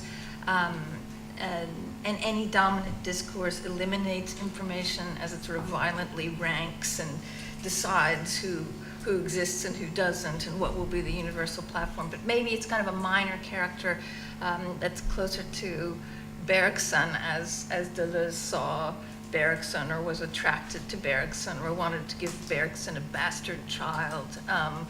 And because if he did that with Bergson, he could sort of release a flood of information that was outside of the usual philosophical hierarchies, kind of rich field of information just below the dominant discourse. And I see the two of them as somehow potentially being in that world. And Bergson has to be mentioned anyway, since he's also standing in the wings there together with Geddes, Patrick Geddes. Bergson influenced Geddes, and it's the influence of Geddes that's one of the most prominent things that Mackay and Tyrwhitt share. And in a moment of sort of late 20th century digital euphoria, I used Deleuze's model for what to do with Bergson with Mackay, or maybe in the same way that Tyrwhitt uses Geddes. Because Mackay's work offered for me a link through Geddes and Bergson to a different reading of network thinking, even a different reading of Deleuze, than was then prevalent in architecture. He was useful to me, Mackay, in kind of predating network thinking and grounding it in physical space as well as computational space. In a physical political world, sort of making a spatial world into an information system. And his work modeled for me some ideas about an expanding repertoire of form making, an approach to active form, which I think I'm still working on. But so I thought it would be instructive to compare Mackay and Tyrwhitt. That, I mean, both were devoted, as I said, to Patrick Geddes. Both allowed other people to be the mouthpiece of their ideas. Also, not unlike Geddes, who always said he was like the cuckoo who laid his eggs in the nests of other birds. Both contributed to group efforts, but led solitary lives. Both are sort of zelig, sort of indexing the historical moment in the group photo somewhere, but not really identified. There's Mackay, way back here. Both attend to the passage of ideas about planning and environment as these become institutionalized after the war. But the two things I really wanted to contemplate were the aesthetics of a particular mode of form making that they either invented or that they admired, number one. And number two, the political capacities of this mode of form making, and the ways in which the different political dispositions of the two of them, of their careers, either provide models or provide some serious cautions. Like, how does the minor role, the minor character, is either enriched or constrained by the field of information in which they're operating. So they, both Mackay and Tyrwhitt, and I know what I know about Tyrwhitt from Ellen, so I'm not going to talk very much about Tyrwhitt, except as counterpoint. But both Mackay and Tyrwhitt favored an intuitive, artful approach to planning that unfolded in time, a Gedesian. I think that's easy to say. And for Tyrwhitt, we've already seen it. You know, largely you can see that in her admiration for Geddes, or the Metabolists, or her contribution to the City of the Future project, or her support of CIAM aid or Mars. And similarly for Mackay, he developed organizational expressions for large technological terrestrial hydrological networks that embodied a dispositional, time-released, active form in a particular kind of performance that maybe indirectly but almost perfectly embodied Bergson. And again, since Ellen's told us a lot about Tyrwhitt, I'll say more about Mackay. He designed linear landscapes. He's perhaps best known for inventing the Appalachian Trail in 1921, which now is treated as a kind of nature trail for conservation and scenery and so on, but it was actually a plan for reorganizing the infrastructure of the entire eastern seaboard of the United States. So he wrote the AT article when he was in Washington as part of a sort of card-carrying set of radicals called the Hellraisers, they all had various kind of Soviet-style 5-year plans. He was married to a famous suffragette, Jessie Hardy Stubbs, and that's another story which I'd love to tell you, but I don't. It actually makes Tyrwhitt's position as a woman look like a strange sort of jagged side step. But also around. It's a good story anyway.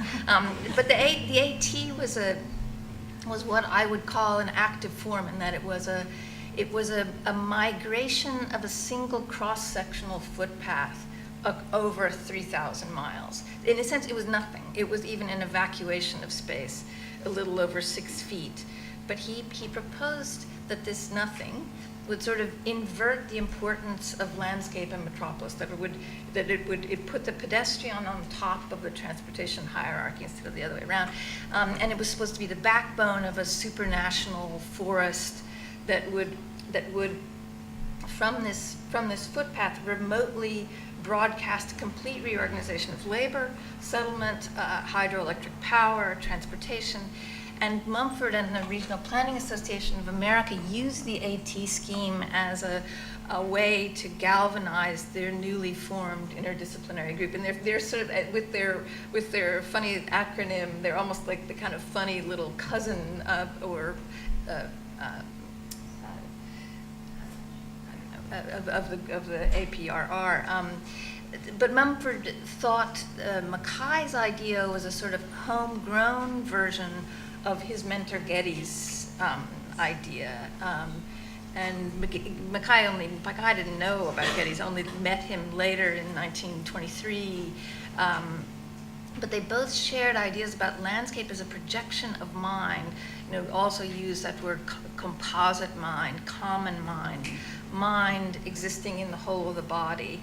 And they shared these coincident ideas, but maybe they probably came to it by different means. Mackay's father was an actor and a theater producer and an inventor. He invented machinery that would make clouds and things on the stage. He invented something which was like the rapid prototyping equipment that we have. And he invented, you know, when you get up in a theater seat and it folds back up, that he invented that. But when they were young, there were some difficult fortunes in the theater, and they moved to the country. And Mackay was 9, and he started making up these things that he called expeditions, which were walks in the country where he would use the landscape as a mnemonic, sort of like Ciceronian oration. So he would be walking, thinking, looking, and remembering stories and histories. So it was like an actor using what an actor does every day to store information in activity, which is you know, it's underutilized power among a lot of humans, but what we could all do. And in 1925, when Mackay wrote his well-known book, The New Exploration, he shared, you could see some of the influence of Geddes, the idea of visualizing from high vantage points, and even he tries to recondition the landscape, to recondition something outside by altering something in the mind. So the book begins in an amazing way. He places the reader first at the top of the Empire State Building, and he sort of puts your body at the top of the Empire State Building and asks you to look out at the radiating power of the city as it organizes all the land reaching out into the wilderness, and then sort of, you know, suddenly shifts your position, and then you're on top of Mount Monadnock, which he called the Mount Fujiyama of New England. And you're asked to imagine then the opposite. Imagine landscape as it's an organizing force reaching out to the new wilderness. But the wilderness is the industrial wilderness, and that's his word, you know, it's reaching out to the city, reaching out to the world that we've made out of steel and iron. The industrial wilderness is his word in the 1920s for, you know, what we now call the Anthropocene. But this visualization, he actually thought there was a kind of psychological conversion of the land's resources, a kind of enhanced perception, seeing through thinking, what he called a planetary feeling. So he suggests that having discovered the poles of the earth at this point, that we should now engage in a new exploration of this industrial wilderness. And it's this industrial wilderness that he continues to manipulate throughout his career, treating it like it's water, or like a fluvial system, or like a geological outcropping that could be designed, not designed, but altered with sort of time-released agents. So, and many of these were gigantic international planetary systems that are still sort of thrilling to contemplate. And you can see in them, you can see Geddes in them, but, you know, TVA dam systems, international highways, continental watersheds, trade routes.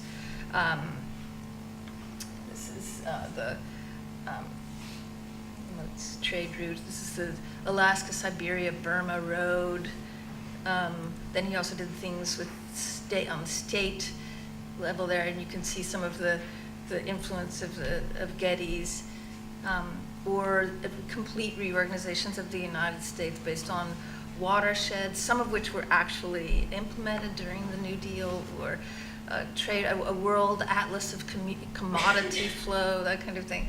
And his father was a friend of Edison, so all these drawings that he did were sort of like patents for a kind of interplay, practical patents for a kind of software of relationships, all of which were attached to a very strong cultural persuasion.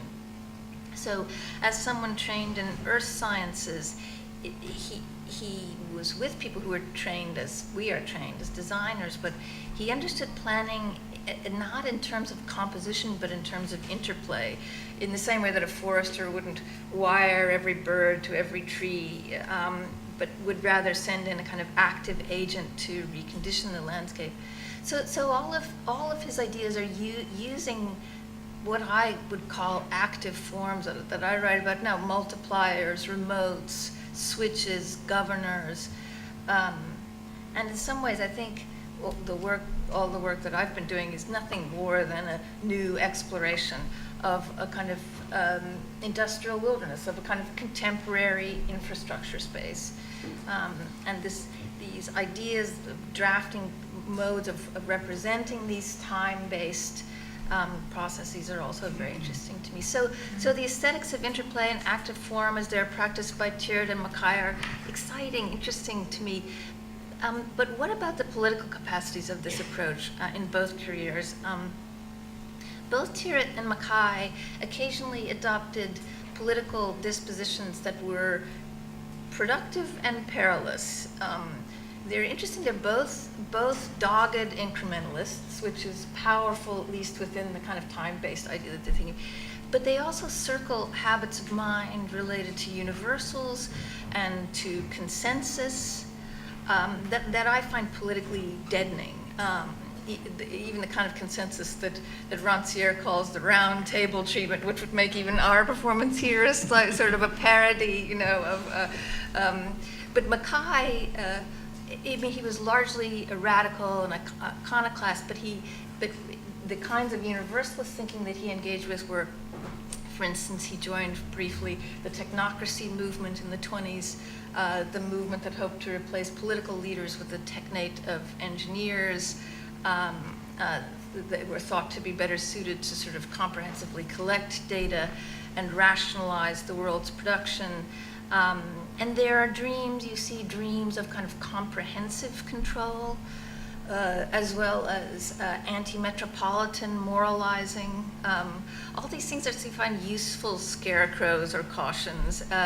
He quickly rejected the universal position, and he found kind of equally tedious both the landscape architects on the one hand, who were only interested in visual composition, and the technocrats on the other hand, who were only interested in kind of quantifying determinism. I just wrote an article last week which was comparing Ethereum, the new data platform, with technocracy. They're two elemental. Anyway, it's another story. But Tyrwhitt too was part of assemblies with dreams of universal consensus, for which she was this self-appointed, exploited chronicler. And whether it's through technocracy or through New Deal planning or through CIAM conferences, one thinks about all the.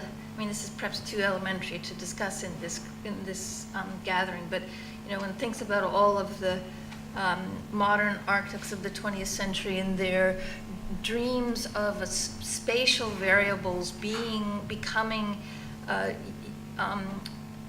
of a shared global platform, from modular systems to flexible joints to minimum requirements and prefabrication techniques. All of these propositions and exhibitions and books and conferences, spatial variables, would shape a universal language. And even though through Mars and CIAM, Tyrwhitt tried to reintroduce another kind of eidetic social dimension to counter determinism, what's interesting to me is what both Mackay and Tyrwhitt, also the way in which they're both blindsided by something that did become the governing variable. You know, it wasn't space. It wasn't going to be space that was the governing variable. And in the United States, of course, that was the mortgage banking system.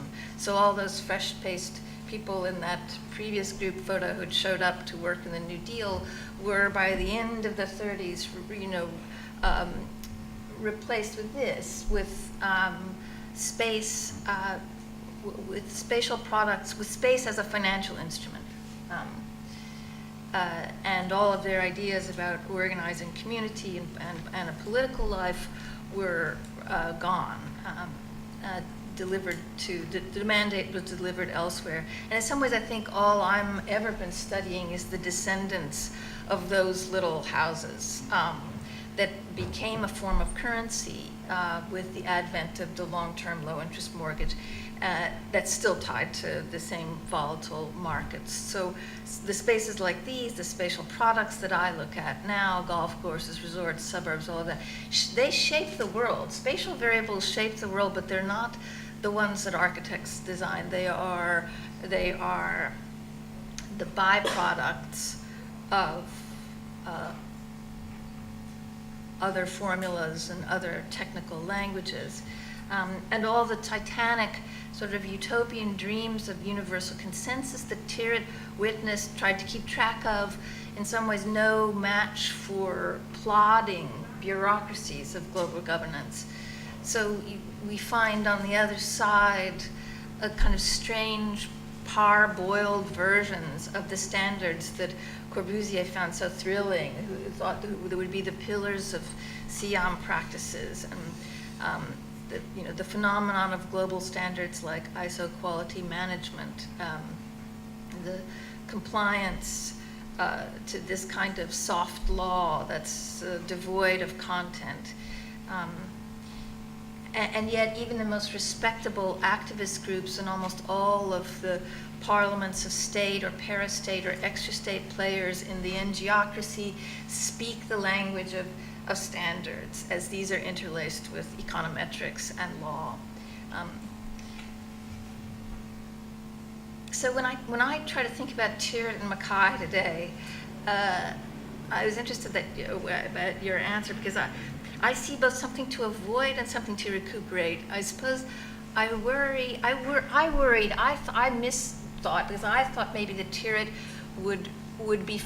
might be fluent in a contemporary patois of global governance. I wasn't sure, I wasn't sure if she would be somebody who would get the extra degree in global affairs, or if she would serve on technical committees or something. But I believe you when you say that she wouldn't, that she would not be interested in that bureaucracy. But I think for both Mackay and Tyrwhitt, the scarecrow, the caution is what Ishiguro so perfectly modeled as the political butler, the servant, and there's something also about their solitary lives which leave me wondering. The willingness for Mackay, for instance, to work, so far away from. He often is inventing, on his own. But still, I do think that Mackay's entrepreneurial approach to spatial invention and persuasion potentially trumps the econometrics or informatics or virtual financial instruments. And so I would argue in the last, two or 3 minutes of this story that however unlikely it may seem, the contemporary production of space maybe intensifies the power of some of the very aesthetic practices that Mackay especially engaged. And I'm sorry for those of you who saw this little talk last night, because it's a little bit repeating, but the things that I'm working on now are unfocusing eyes to see not only buildings, but also the kind of infrastructural matrix in which buildings are suspended, where it's clear that there's lots of repeatable formulas and recipes that make most of the space in the world. And it is that space that's formed by management standards and World Bank yes men and McKinsey consultants and financial quants. It's that space that's a byproduct of those other technical languages.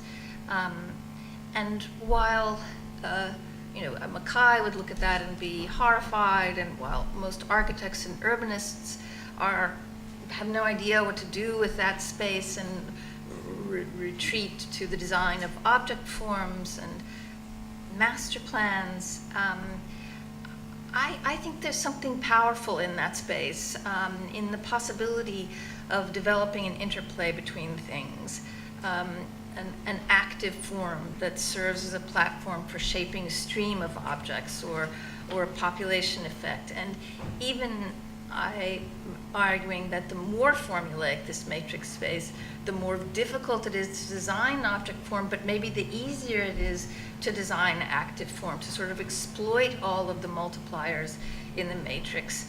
And so I write about hacking protocols with more contagious spatial products.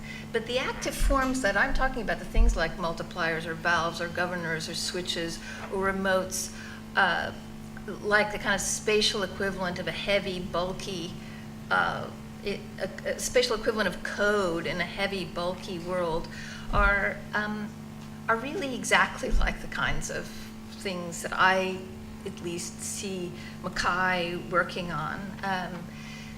The political scientist and anthropologist James C. Scott has argued that modernist planning failed because as it engineered a universal system, it rejected the practical, flexible systems of knowledge, the metis, on which urbanism thrives. And I think that's the very thing that both Mackay and Irit felt was left out frequently in their attempts to recuperate Geddes and Bergson. But these aesthetic practices that we've been talking about with regard to Mackay are, and especially there's something about Mackay and his very practical approach, which makes me see him as related to a dispositional approach that's less about knowing that and more about knowing how. And knowing how as a distinction that ordinary language philosopher Gilbert Ryle used in trying to refute a mind-body split. But knowing how is also metis. It's the practical. It's the practical that sometimes overrides intellection. It's being able to deal with a changing, unfinished process for which there can only be dynamic markers. It's working with the indeterminate to be practical. It's sort of like a chess master who can see many moves ahead, except that it's not a game that can be rationalized. In this world, it's more as if confidence games trump game theory, or that there are things you can only know how to do, and they offer an aesthetic register that I don't think we as architects or urbanists are very comfortable with, but that we might be more comfortable with. That the aesthetic pleasures of putting English on the ball, or all those things that you can only know how to do, hustle, kiss, sling plaster, tell a joke. Those are things you can only know how to do. And maybe there are architects who know how. Maybe they would be architects who would be hyper aware of all of the, and this is, I suppose, what I'm trying to rehearse in my work and with my students, sort of being hyper aware of multiple levers and faders in urban space, rather than the master plan making the growth protocol out of a counterbalancing spatial variables, or adjusting the capacities of an entire network by changing one switch within it, or changing a suburban morphology by changing some repetitive spatial some repetitive detail that could be amplified by a spatial product. maybe also even imagining not only putting the development machine in forward, but putting it into reverse.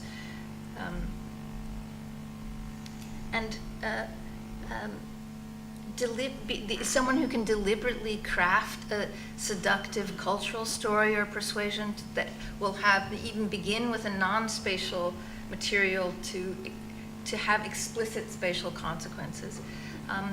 And like as I said last night, sort of like the comedian who learns to tell jokes to keep his parents from fighting, I even imagine that as an architect, architects and urbanists might know how to very deftly deploy spatial variables that reduce the violence of binaries or the concentrations of authoritarian power in monistic organizations.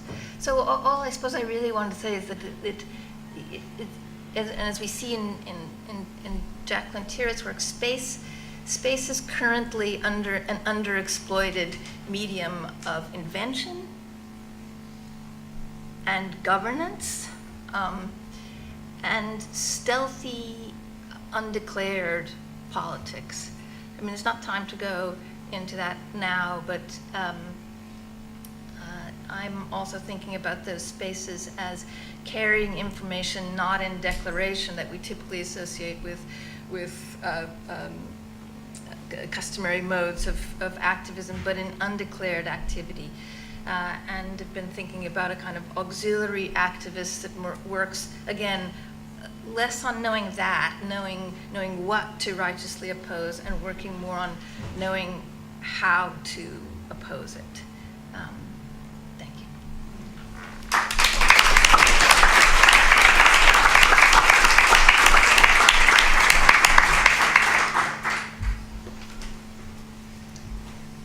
Thanks, Keller. That's extremely interesting. The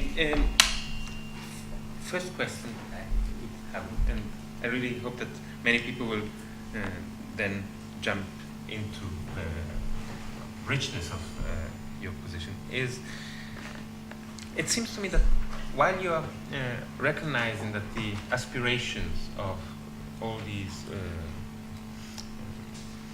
contemporary forms of transformation of space are very quickly turned into protocols, you displace the role of intervention from an aspiration into a protocol. And I find that displacement extremely interesting, because it seems to me that rather than politically say putting forward a wish, what I want, and you put forward how you could achieve that. And it seems to me that by displacing it, the notion of planning into the mountains of the Appalachian or the side positions of territory as a protocol. What you are also doing is making figures not so important. It's no longer I want this, hence these are the facts that will allow me somehow to master what needs to be achieved in order to pursue the goal, but you just simply tell, look, we can have this and this and this and this, and maybe something comes out of it. But still, those protocols will not lock us in, because they don't become facts. And I wanted to ask you, how do you think that these new protocols that you propose would somehow manage to spin off from us without us being locked into them? And like usually protocols do, they lock us in. So it's just how do you do this?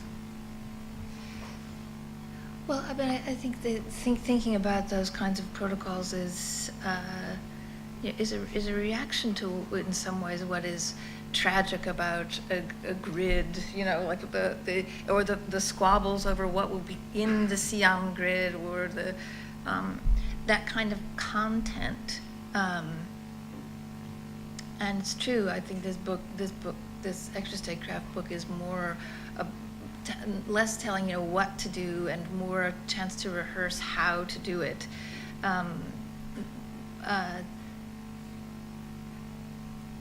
rehearsing a habit of mind for what one does in an encounter with space. And assuming that there is no kind of protocol that is going to be sufficient, that there's nothing sufficient, that there's only something that you carry on doing, you carry on steering. You don't, if you're going down a river, you constantly are steering it. You're not done at the beginning. And there's something in the kind of growth ideas, that you see in Irit too, sort of right at the edges, these kind of fascinating, but they're not allowed, almost sort of like not allowed to talk about it or something. But I think it's just another aesthetic, an under-rehearsed aesthetic register for us that we know how to do, but that we don't accept as a reasonable thing to be doing. But I think it's exceptionally powerful and bypasses some of the bureaucracy of contemporary global governance. So one doesn't do, one just doesn't do those. The UN can go on doing what it's doing, and the UN could learn from what you make, from the innovations you make more entrepreneurially. There's in project management parlance something called pathways to change. So what project managers do when they are planning today, they are actually making protocols on how you would achieve different pathways towards what they call a sustainable future. I don't know whatever that means, but somehow there's a way through which particular organizations manage to lock themselves in every single decision. And I think that your dynamic forms are very different from that. They're not trying to constantly require the presence, say, of the planner, the architect. So there's a moment where it seems that either Mackay or Tyrwhitt seems interesting because they let go, because they don't constantly have to be there. They don't constantly have to somehow sustain or look after the greater good. The utilitarianism that I mentioned seems to me at the center of Geddes and Tyrwhitt. How do you think in your recent work you are trying to position your work as letting things go and allowing other stuff to happen, and how is that different from the Sefer? Right. When we think of the indeterminate as something which is, in some kind of fuzzy world of occult and unknowableness, but in my view, the indeterminate is one works with the indeterminate to be more practical, and to be more vigilant, politically vigilant. So so being able to declare has less information in it than the indeterminate. It's not as if the indeterminate is unknowable, but it just has dynamic markers.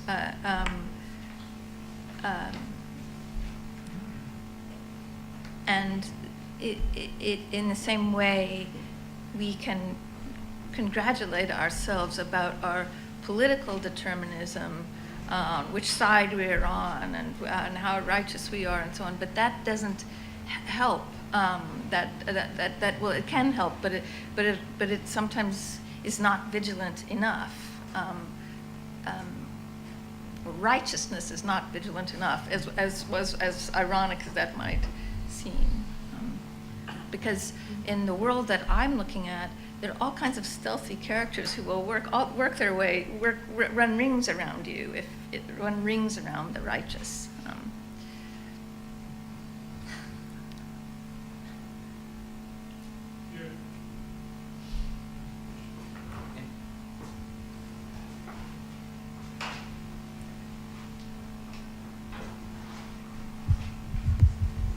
I have two very small questions, actually. So the first one is about planning and the use of information, which seems to be a theme also in both presentations so far. And I was wondering, about the use of big data in planning, if you had some comments about that. And also, second question is about these active forms and whether things like Airbnb and other phenomena of the sharing economy can be considered active forms, or could we learn from those things, in terms of designing these active forms that you referred to? Well, as I sort of said, I kind of used Mackay, not as a Luddite, but I sort of used Mackay as a way in the 90s and maybe even still now to say that space is an information system, that the physical stuff of space is an information system, whether or not it's enhanced with digital technology. So, for instance, for me, Airbnb is not necessary to make the world dance. It's already dancing. There's already an interplay. There's already leverage between the physical stuff of the world. And sometimes it seems too easy to say, oh, well, now that there's Airbnb, you can see all this kind of resilient interplay. It's not that it's not that it doesn't, but I keep trying to put a focus on a slightly different place. The big data question is really fascinating because, and I was so fascinated to hear about these early computer and in the technocracy movement too. Had a kind of, in the 20s, had a kind of proto-computer idea that they wanted to sort of collect all of the data and rationalize it and so on. And Mackay veered into that world as well. And I think most of the time what we might be doing is not reliant on big data, that there might be faster. That's the scarecrow for me throughout, like with the technocracy. Once all the data is in, then we will be able to, do something. But to make linkages, to identify linkages and counterbalancing powers, you don't need big data to do that, to rationalize that.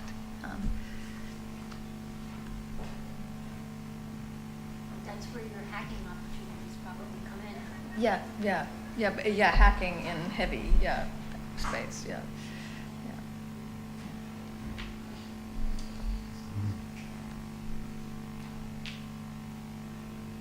I have so many questions, but we are already half an hour late.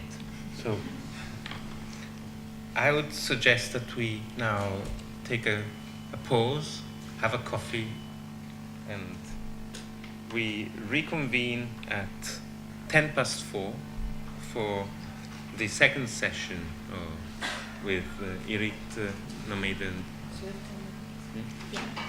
Yeah, so in 15 minutes we could regather here.